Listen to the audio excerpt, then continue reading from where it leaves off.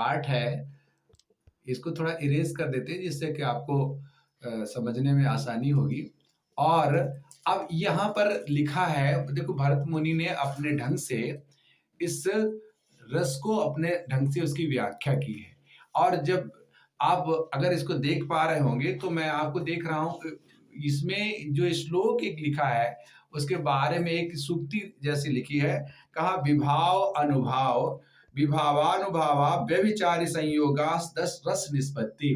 अब इसमें जब ये बात करते हैं, देखिए आपको इसके बारे में यहाँ पर अभी थोड़ा मैं छोटा करता हूँ इसको और तब आपको ये हाईलाइट करता हूँ तो आपको पता लगेगा कि इसके बारे में जो हमारे बहुत विद्वान यानी भरत मुनि हुए हैं, जो इसके प्रणेता है नाट्य शास्त्र के, उन्होंने रस के बारे में जो इस सरल रूप से या विशेष रूप से बताया है वो है कि जो विभाव है अनुभव है और विभाव अनुभव के आधार पर हम उससे और स्थायी भाव मिल करके और तब जाकर के रस की निष्पत्ति होती है।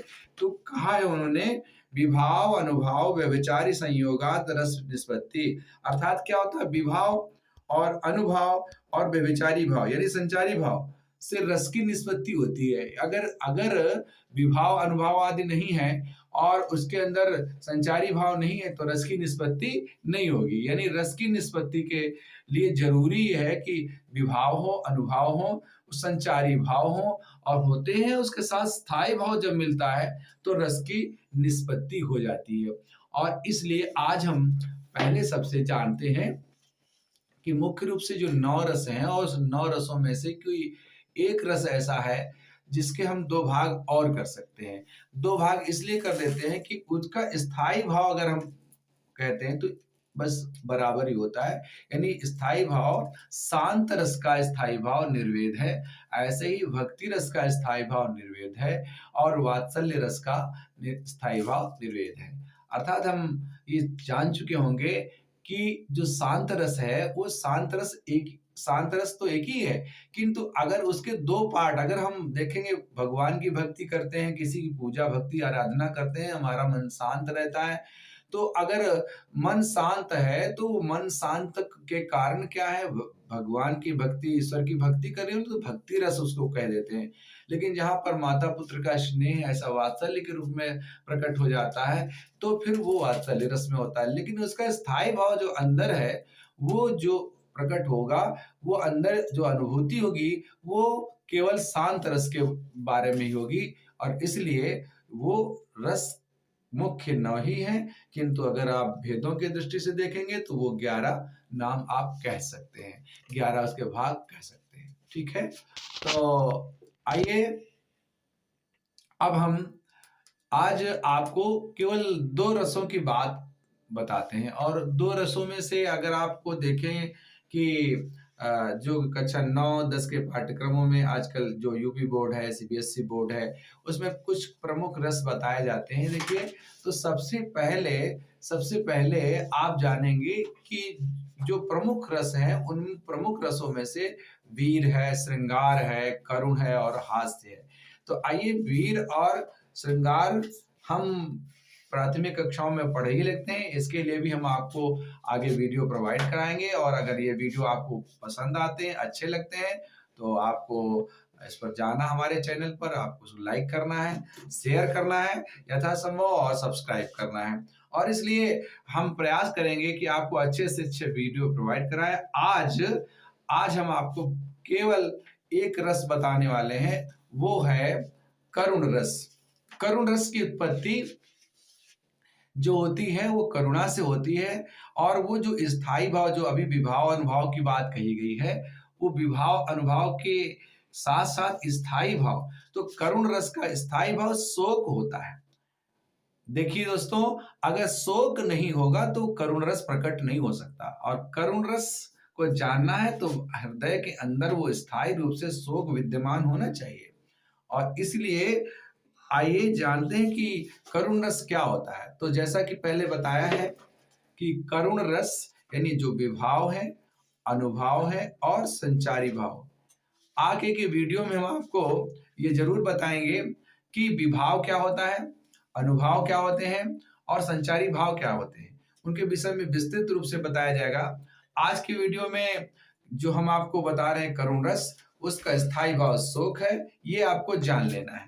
तो विभाव, अनुभाव, संचारी भाव से जब स्थायी भाव कौन सा, तो आपको पहले ही बताया जा चुका है, स्थायी भाव करुण रस का शोक है। और शोक स्थायी भाव जब मिल जाता है तो फिर करुण रस की निष्पत्ति हो जाती है, करुण रस उससे निकल पड़ता है, करुण रस उससे फूट पड़ता है। और इसीलिए जैसे हम एक शरबत बनाते हैं ना, कोई पीने वाला, कोई चीनी का शरबत, तो देखिए अगर आप पानी मिला रहे हैं, पानी तो चाहिए, कभी नींबू मिला देते हैं, कभी कुछ मिला देते हैं, और उसके अंदर, लेकिन जब तक पानी के अंदर वो चीनी नहीं डालेंगे तो रस, वो जो आनंद है, वो शरबत का आनंद है, वो प्राप्त आप नहीं कर सकते। और इसलिए आपको वो चीनी मिलानी आवश्यक है। तो जितने भी विभाव हैं, जितने भी प्रकार के अनुभव हैं, और फिर उसके संचारी भाव है भिन्न भिन्न प्रकार करके आने जाने वाले, विचरण करने वाले, उसमें जब तक ये चीनी जैसा स्थायी भाव नहीं मिलाएंगे तब तक आपको रस की अनुभूति नहीं होगी। इसलिए यहाँ पे करुण रस के अंदर जो मुख्य चीज है वो है शोक, और शोक स्थायी भाव मिला देने से ही ये जो तीनों चीजें हैं, विभाव, अनुभाव, विचारी भाव, संचारी भाव जिनको कहते हैं, इनके संयोग से ही रस की निष्पत्ति होती है। तो आज जो करुण रस की अगर हम परिभाषा की बात करते हैं, करुण रस की बात करते हैं, तो करुण रस मुख्य रूप से यही होता है कि विभाव, अनुभाव और संचारी भाव के योग से जब स्थायी भाव कौन मिल जाता है, स्थायी भाव मिलता है शोक नामक स्थायी भाव, तब करुण रस की निष्पत्ति होती है। तो आइए देखते हैं, इसके उदाहरण बहुत सारे आपको उदाहरण मिल जाएंगे। अगर उदाहरण मिलते हैं तो करुण रस प्रकट होना चाहिए। अब आप कई बार कंफ्यूज हो सकते हैं, कई बार आपको दुविधा में लगती है कि पता चलता है कि आप करुण रस और वियोग श्रृंगार में फर्क नहीं महसूस कर पाते, भेद नहीं कर पाते। तो देखिए शोक होना चाहिए। अब प्रसंग चल रहा हो कि श्रवण कुमार के माता पिता, अंधे माता पिता, और वहीं तड़प तड़प करके अपने पुत्र की याद में और अपने प्राण त्याग रहे हैं, तो क्या यहाँ पर कैसा भाव आएगा? तो वो पुत्र मोह में, पुत्र के वियोग में आज वो अपने प्राण त्याग रहे हैं, और प्राण त्यागने के कारण से उनके अंदर जो है वो शोक की व्याप्ति हो चुकी है, शोक उनके हृदय में समा चुका है। तो स्वाभाविक सी बात है करुण रस होगा। तो अब आप देख रहे होंगे, जो करुण रस की बात कर रहे थे हम आपसे, कि करुण रस की व्याप्ति कहाँ है, तो श्रवण कुमार के जो अंधे माता पिता हैं, वो अपने पुत्र के वियोग के कारण से उनके अंदर करुण रस की व्याप्ति हो चुकी है, और इसलिए वो वहां स्थायी भाव शोक विद्यमान है। अगर अभिमन्यु की लाश पे, अभिमन्यु की मृत शरीर पर अगर उनकी पत्नी रो रही है, विलाप कर रही है, तो उनके अंदर जो व्याप्ति है, आप देखेंगे कि कहाँ आश्रय बना रखा है उस स्थायी भाव ने। तो देखेंगे कि उस जो विलाप कर रही है उनकी पत्नी, उनके अंदर वो शोक का स्थान बन चुका है, स्थायी भाव हो चुका है, यानी वो परमानेंट है, वो एकदम स्थायी रूप से विद्यमान है। और जब तक स्थायित्व तो नहीं लेगा तब तक वो स्थायी भाव कहलाएगा नहीं, और स्थायी भाव अगर नहीं होगा तो रस की निष्पत्ति नहीं हो सकती। अब आप देखिए, अंतर कर लीजिए, मान लीजिए गोपियां जो है वो रो रही हैं, मान लीजिए रो रही, यहाँ पर भी विलाप है, वहां पर भी विलाप है। गोपियां रो रही हैं कृष्ण की याद में, कृष्ण कहीं मथुरा चले गए हैं और कहीं हैं, उनकी याद में रो रही हैं, ब्रज के विरही लोग दुखारे। अब विरही लोग तो हैं, लेकिन वो विरही होने के कारण क्या शोक व्याप्त है। कई बार गोपियों का वो शोक नहीं हो सकता, वहां वियोग तो है, कष्ट तो है, लेकिन स्थायी रूप से उनके अंदर वो उनके प्रति वो भाव है क्या, क्योंकि कई बार अपना प्रिय बाहर जाता है तो हम दुखी तो होते हैं, लेकिन हम वो जो शोक है, जो वो करुणा, वो ऐसी करुणा का भाव है, वो अंदर नहीं होता, मन में वो शोक नहीं व्याप्त होता, वो वियोग है। और इसलिए वियोग को हम वियोग श्रृंगार के रूप में, श्रृंगारिकता के रूप में ले लेते हैं, क्योंकि वहां नायक और नायिका की बात आती है। इसलिए दोस्तों आप ध्यान रखें, क्योंकि कई बार ऐसे उदाहरण आपके सामने आ जाते हैं। कभी कभी तो देखने में आता है, हे खग मृग हे मधुकर श्रेणी, तुम देखी सीता मृग नैनी। अब राम जी घूम रहे हैं और राम जी अपनी सीता जी को ढूंढ रहे हैं, और वो सभी पशु पक्षियों से, लताओं से पूछ भी रहे हैं और कहते हैं तुमने क्या सीता जी को देखा है, मेरी मृगनयनी सीता को देखा है।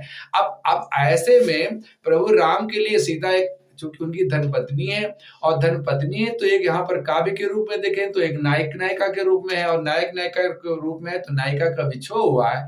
हाँ, कभी कभी ऐसा प्रतीत हो सकता है कि एकदम से अब पता नहीं मिलेंगी कि नहीं मिलेंगी, तो ऐसे में आदमी को दुख प्राप्त हो सकता है। लेकिन मुख्य रूप से मैं ये कहना चाहूंगा, यहाँ पर श्रृंगार रस की उत्पत्ति होगी, यानी वियोग श्रृंगार की होगी।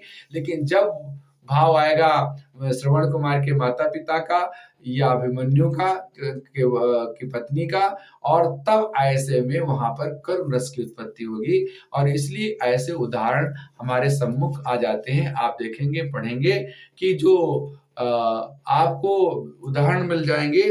तो करुण रस का उदाहरण कहाँ, जैसे कहा कि जथा पंख बिनु खग अति दीना, और मणि बिनु फन करिवर करहीना। और ये देखिए, ये पुस्तक है और इस पुस्तक को आप पढ़ सकते हैं, इसके अंदर उदाहरण लिखे हुए हैं। और ये पुस्तक है, आप कक्षा 10वीं के पुस्तकों से पढ़ सकते हैं, और आपको भिन्न भिन्न जगहों पर ऐसे उदाहरण बहुत सारे मिल जाएंगे, आपके परीक्षा की दृष्टि से भी बहुत। इसलिए जो करुण रस जो है क्या है, अब देखिए भगवान राम विलाप कर रहे हैं, भगवान राम विलाप कर रहे हैं, लक्ष्मण जी मूर्छित पड़े हुए हैं, तो वो कहते हैं मेरो सब पुरुषार्थ थाको, मेरा सारा पुरुषार्थ समाप्त हो गया। अब उनको लगता है कि लक्ष्मण जी के प्राण तो चले गए, अब उनके अंदर शोक उत्पन्न हो चुका है स्थायी रूप से, और कहते हैं मेरा सारा पुरुषार्थ समाप्त हो गया, अब मैं क्या करूंगा। ऐसी असहाय स्थिति दिखने लगती है, कोई सहारा नहीं दिखता है। और कहा कि वो कहते हैं विपत्ति बटावन बंधु बाहु बल करऊं भरोसो काको, मैं किसका भरोसा करूंगा, मैं अब किसके सहारे जीवित रहूंगा, कैसे अपना मुंह दिखाऊंगा जाकर के, ये सारे विचार आते हैं। तो आज के लिए इतना ही आपको, कि दोस्तों आप ये जो वीडियो देख रहे हैं, ये वीडियो है अक्षर गंगा चैनल के माध्यम से आपको प्रस्तुत किया जा रहा है, और मैं उमेश आचार्य आपके समक्ष बार बार ऐसे वीडियो लेके आता रहूंगा। आप यदि चाहते हैं कि ऐसे वीडियो हमको लगातार मिलते रहें, तो प्लीज आप इसको शेयर करिए अपने दोस्तों में, जहां तक आपके बस में है, और लाइक करिए यदि अच्छा लगता है। और हमें जरूर कमेंट्स बॉक्स में आप कमेंट्स अपने लिख सकते हैं कि कौन कौन से आपको वीडियो चाहिए, किस किस तरह के चाहिए, व्याकरण से संबंधित चाहिए, हाई स्कूल, इंटर और ऊपर के जो भी कक्षाएं हैं उनसे संबंधित आपको जो वीडियोस चाहिए, काव्य से संबंधित चाहिए, व्याकरण से संबंधित चाहिए, वो हम आपको प्रोवाइड कराएंगे, जरूर देंगे। और इसके बाद हम अगले वीडियो में फिर मिलते हैं, और तब तक के लिए जयतु संस्कृतम जयतु भारतम। आइए, और पुनः हम नए वीडियो की शुरुआत आपको जरूर लेकर के जल्दी आएंगे। तब तक के लिए नमस्कार।